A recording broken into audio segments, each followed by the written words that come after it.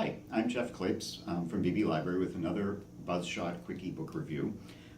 As the traveling librarian, you know that I love both fiction and nonfiction with a strong sense of place.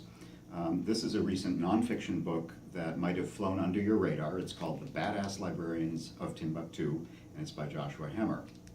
Timbuktu is another one of those exotic places I've always wanted to travel to myself, but because it's located in the modern country of Mali, which is not the safest place to be traveling right now, I'm probably not likely to get there anytime soon.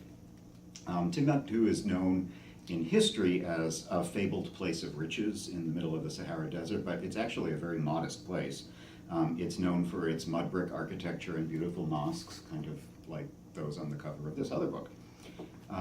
For a long time, it was also an important center of scholarship and poetry and literature in northern Africa, and it was the nexus of several important trade routes. So this book, though, is about how the city's history intersects with modern politics.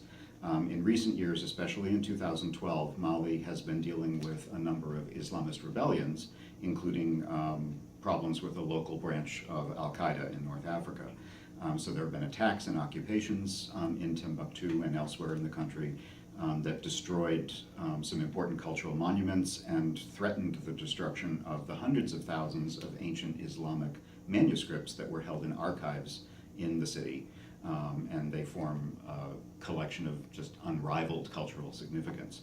So the book is the story of Abdelkader Haidara, who is a local librarian and an archivist and a historian, and he orchestrates the clandestine and piecemeal removal of over 350,000 documents from the archives in the city, little by little, mostly at night, and very dangerously, out of the city to safe places elsewhere in the country, out of the danger zone. It's a terrific, fast-paced story, an adventure story almost, but it's laying over the history of the place itself, a place that you probably don't know all that much about.